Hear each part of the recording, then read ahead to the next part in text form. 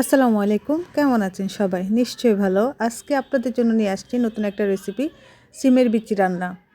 আমাদের দেশে এটাকে খাইসরা বলে। আপনাদের দেশে কী বলে কমেন্ট করে জানাবেন। তো আজকে আপনাদের জন্য এই রেসিপিটা আমি নিয়ে আসলাম, সিমের বিচি রান্নাটা।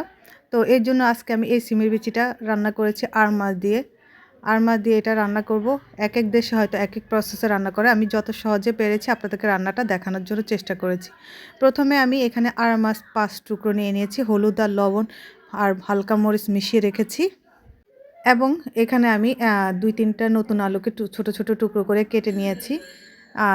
আলুটার সাথে সিমের বিচির সাথে দিলে মজা লাগে, তাই এটা দেয়া। আর এখানে আমি হাফ কেজির মতো সিমের বিচি নিয়ে নিয়েছি, তাজা ছিলে নিয়েছি। এখন আমি মাছের টুকরোগুলোকে হালকা তেলে ভেজে নিব। আমি 5 টুকরোই তেলের মধ্যে দিয়ে দিয়েছি এবং হালকাভাবে ভেজে আমি এটা সাইডে রেখে দিব। মাছটা ভাজা হয়ে গেলে এটা আমি এক পাশে রেখে দিয়ে চলে যাব সিমের বিচি প্রসেস করতে। এখানে আমি একটা হাঁড়িতে বেশ কিছু পানি নিয়ে নিয়েছি। আমি আগে সিমের বিচিটা এবং আলুটাকে হালকা হলুদ আর লবণ দিয়ে সিদ্ধ করে নেব। এটা যেন সিমের বিচির গন্ধটা একটু চলে যায় আর আলুটাও যেন সমানভাবে সিদ্ধ হয়ে আসে, এই জন্যই করা। আর এটা নাও করতে পারেন, একসাথেও রান্না করা যায়। এখন আমি এরকমভাবে করতেছি দেখে আপনাদেরকে এভাবে দেখাচ্ছি। তো এখান থেকে এটা সিদ্ধ হচ্ছে, আমি এটা সাইডে রেখে চলে যাচ্ছি। এটা সিদ্ধটা হয়ে গিয়েছে। সিদ্ধটা করে আমি পানিটা ফেলে দেব, তাহলে আর গন্ধটা থাকবে না। এবার আমি চলে যাচ্ছি রান্নায়। রান্নাতে একটি হাঁড়িতে আমি প্রায় 2 টেবিল চামচ পরিমাণ সয়াবিন তেল দিয়ে দিয়েছি এবং 2 টেবিল চামচ পরিমাণ পেঁয়াজ কুচি দিয়েছি। এটাকে আমি তেলের মধ্যে ভেজে নিব। পেঁয়াজটা ভাজা হলে আমি এখানে দিয়ে দিব 1 টেবিল চামচ পরিমাণ রসুন বাটা এবং 1 চামচ পরিমাণ জিরা বাটা। এটা দিয়ে আমি একসাথে এই তেলের মধ্যে ভাজবো।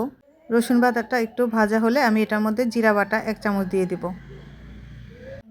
আপনারা এখানে জিরার গুঁড়াও ইউজ করতে পারেন, সমস্যা নেই। আমার কাছে জিরা বাটাটা ছিল, তাই আমি জিরা বাটাটা দিয়েছি। তো মশলাগুলো একসাথে ভেজে নিচ্ছি। ভাজা হলে আমি এটার মধ্যে 1 চামচ পরিমাণ হলুদের গুঁড়া দিয়ে দিব এবং 1 চামচের মতো মরিচের গুঁড়ো দিয়ে দিব। সব মশলা একসাথে মাখার পরে আমি দিয়ে দিব স্বাদ মতো লবণ। স্বাদ মতো লবণ আপনারা এখানে আমি এই 1 চামচের পরিমাণ দিয়েছি, আপনারা আপনাদের স্বাদ মতো লবণ দিবেন। মশলাগুলো একটু ভাজা হলে আমি এটার মধ্যে দিয়ে দিব হাফ কাপ পরিমাণ পানি, যেন পানির মধ্যে মশলাটা ভালোভাবে কষানো যায়। এই জন্য আমি একটু পানি নিয়ে এই মশলাটাকে অনবরত ভাজতে থাকবো।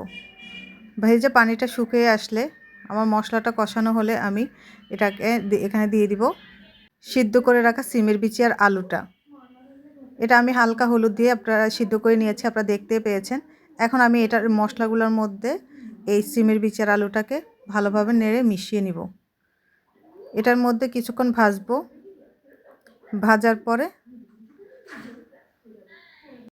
ভাজার পর আমি দিয়ে দেবো এখানে 2-3টা টমেটো কুচি করে আমি রেখেছি, ওই টমেটোগুলো এটার সাথে দিয়ে দেবো। এই সিমের বিচির সাথে টমেটো দিলে নাই হয়, মজাই থাকে না। মনে হয় যে আমার কাছে একটু বেশি মজা লাগে টমেটো দিলে, এর জন্য আমি টমেটোটা দিয়েছি। এটা আপনাদের যদি না থাকে আপনারা স্কিপ করতে পারেন। তো আমি টমেটোর সাথে এই সিমের বিচিটা মশলার সাথে কিছুক্ষণ ভাজবো। ভাজার পরে তারপরে আমি ভাজা যে শেষ হলে দেখবেন আমি এটার মধ্যে পরিমাণ মতো পানি অ্যাড করব। আমি এখানে প্রথমে 1 কাপের চেয়ে কম পানি দিয়েছি। এখানে আমি অল্প অল্প করে পানি অ্যাড করব।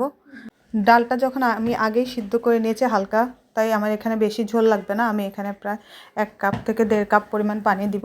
পানি দিয়ে আমি এটার মধ্যে যে মাছগুলো ভেজে রেখেছি ওই মাছগুলো উপর দিয়ে বিছিয়ে দিব। এই যে আমার সিমগুলো সিদ্ধ হয়ে আসছে, তো আমি সিমের বিচিগুলো সিদ্ধ হয়ে গেছে, পুরোপুরি রান্নাও ঘনিয়ে আসছে। এখন আমি মাছ ভাজাগুলো এটার মধ্যে বিছিয়ে দিব।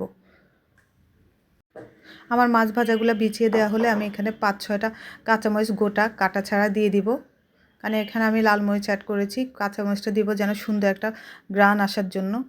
এরপরে আমি কিছুক্ষণ নেড়ে চেড়ে ঢাকনা দিয়ে রান্না করে নেব। আমার সিমের বিচি রান্নাটা হয়ে গিয়েছে। এবার আমি ধনেপাতা কুচি দিয়ে দিব উপর দিয়ে। আমি সবসময় চেষ্টা করি খুব সহজভাবে রান্না দেখানোর জন্য। যদি আমার চ্যানেলের ভিডিওগুলো আপনাদের ভালো লেগে থাকে প্লিজ সাবস্ক্রাইব করবেন এবং ফ্রেন্ডদের সাথে শেয়ার করবেন। আমার সিমের বিচি রান্না হয়ে গিয়েছে, মাখা মাখা সুন্দর একটা ফ্লেভার বের হয়েছে। এখন আমি চুলার আগুনটা নিভিয়ে দিব।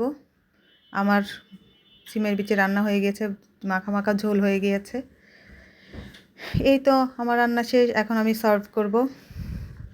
সবাই ভালো থাকবেন, আমার চ্যানেলের সাথে থাকবেন, সাপোর্ট করবেন, আমার চ্যানেলটি সাবস্ক্রাইব করবেন। ভালো থাকবেন সবাই, আল্লাহ হাফেজ, আসসালামু আলাইকুম।